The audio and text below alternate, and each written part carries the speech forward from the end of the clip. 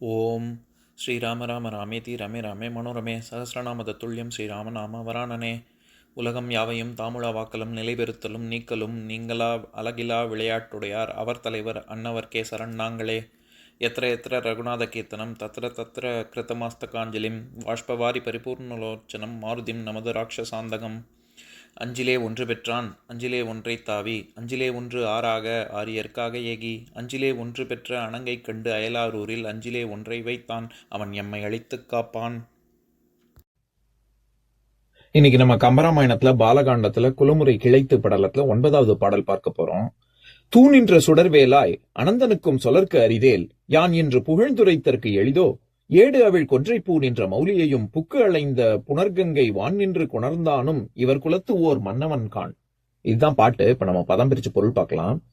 தூணின்ற சுடர்வேலோய், பகைவரின் தசை படிந்த ஒளிமிக்க வேலையுடைய மன்னவனே, அனந்தனுக்கும் 1000 முகமுடைய ஆதிசேஷனுக்கும் சொலர்க்கு அரிதேல், இவர்களின் குலப்பெருமையை சொல்வது கடினமென்றால் யான் என்று ஒரு முகமும் ஒரு நாவும் உடைய நான் தளர்ச்சியடையாமல் இப்பொழுது புகழ்ந்துரைத்தற்கு எளிதோ, புகழ்ந்து சொல்வதற்கு எளிதாகுமோ?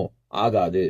ஏடு அவிழ் இதழ் விரியும் கொன்றை பூ நின்ற கொன்றை மலர்களை சூடிய மௌலியையும் திருமுடியில் புக்கு அலைந்த வந்து பொருந்திய புனல் கங்கை புனித நீரையுடைய கங்கை நதியை வான் நின்று வானுலகத்திலிருந்து கொணர்ந்தானும் இப்பூமிக்கு கொண்டு வந்தவனும் இவர் குலத்து ஓர் மன்னவன் கான்.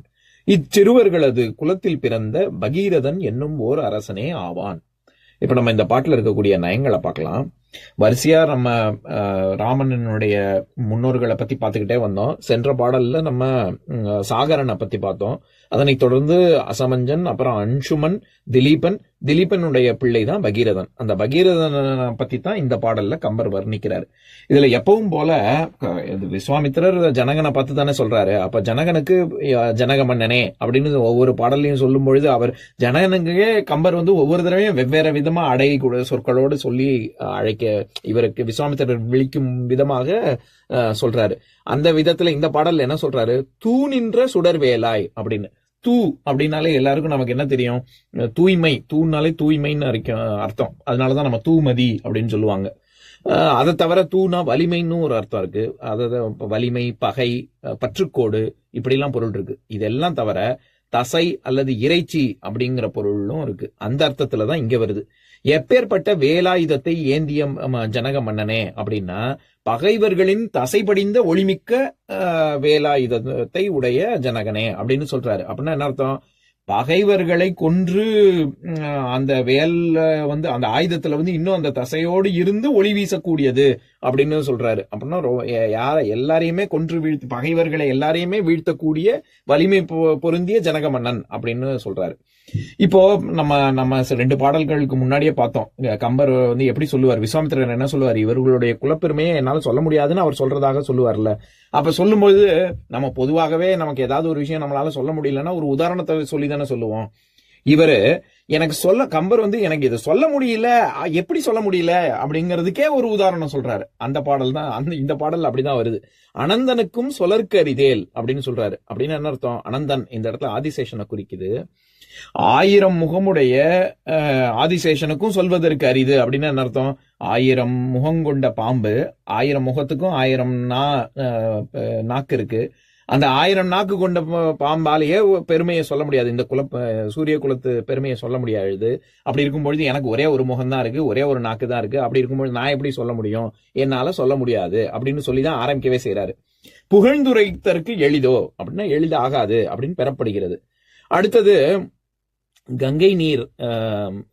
கங்கை நீர் எப்படிப்பட்டது அப்படின்னு சொல்றதுக்கு ஏடு அவிழ் கொன்றை பூ நின்ற மௌலியையும் புக்கு அளந்த புனல் கங்கை அப்படின்னு சொல்றாரு. ஏடு அப்படின்னா இதழ், பூவிதழ்னு அர்த்தம். இதழ் விரியக்கூடிய கொன்றை பூ நின்ற கொன்றை மலர்கள் சூடிய மௌலியையும், மௌலி அப்படின்னாலே மௌலீஸ்வரன் அப்படின்னாலே சிவபெருமான குறிக்கும். அதாவது சந்திரமௌலி அப்படின்னு, சந்திரனை கிரீடமாக சூடியவனே அப்படின்னு நம்ம சொல்றோம்ல. இந்த இடத்துல மௌலி அப்படிங்கிறது திருமுடியை குறிக்குது.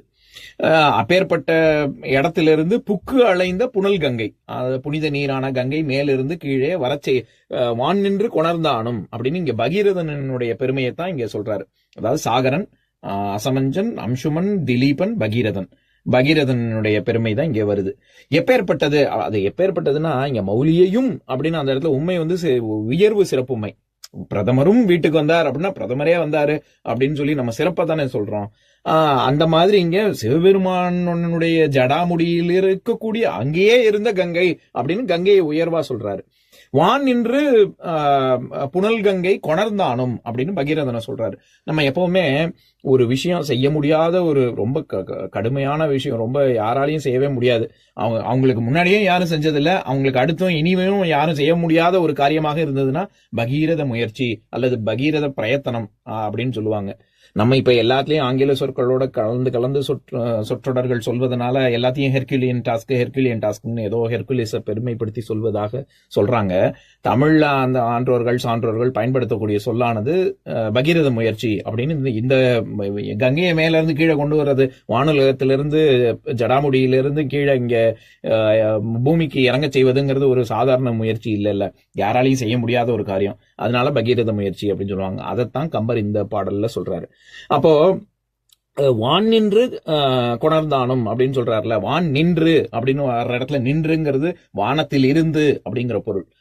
திருக்குறள்ல வான் சிறப்புங்கிற அதிகாரத்துல முதல் குறள், அதாவது திருக்குறள்ல 11வது குறள், வான் நின்று உலகம் வழங்கி வருதலால் தான் அமிழ்தம் என்றுணரற் பாற்று அப்படின்னு மழை நீருக்கான முக்கியத்துவத்தை பெருமையை சொல்லும் பொழுது, வான் நின்று உலகம் வழங்கி வருதலால், வானத்திலிருந்து மேலிருந்து தேவலோகத்திலிருந்து கீழே வருவதனால மழை நீர் அமிர்தத்துக்கு சமம், அமிர்தத்தின் தன்மை கொண்டது, உயிரெல்லாம் காக்க வல்லது அப்படின்னு எப்படி அந்த இடத்துல நின்று அப்படிங்கிறது அங்கிருந்து வருது அப்படிங்கிற பொருள் வருதோ, அதே மாதிரிதான் இங்கேயும் வான் நின்று கொணர்ந்தானும் அப்படின்னா வானத்திலிருந்து பூமிக்கு கங்கையை வரச் செய்தவனும் அப்படின்னு அர்த்தம்.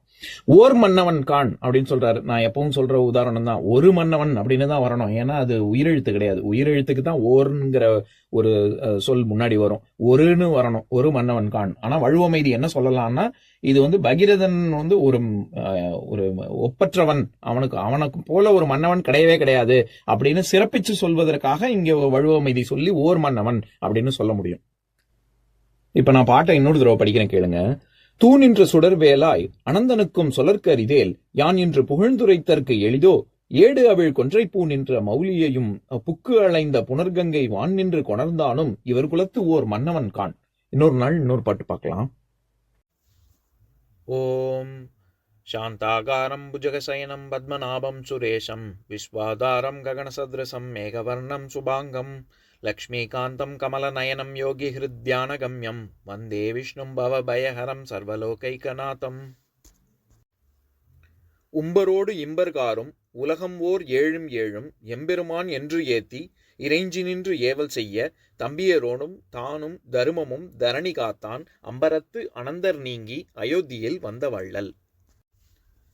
ஓம் பூர்ணமதః பூர்ணமிதம் பூர்ணாத் பூர்ணமுதஸ்யதே பூர்ணஸ்ய பூர்ணமாதாய பூர்ணமேவாவசிஷ்யதே. ஓம் சாந்தி சாந்தி சாந்திः. ஓம் சர்வேஷாம் ஸ்வஸ்திர்பவது சர்வேஷாம் சாந்திர்பவது சர்வேஷாம் பூர்ணம் பவது சர்வேஷாம் மங்களம் பவது. ஓம் சாந்தி சாந்தி சாந்திः. ஓம் சர்வே பவந்து சுகினः सर्वे सन्तु निरामयाः सर्वे भद्राणि पश्यन्तु मा कश्चित् दुःखभाग् भवेत्. ओम शांति शांति शांति.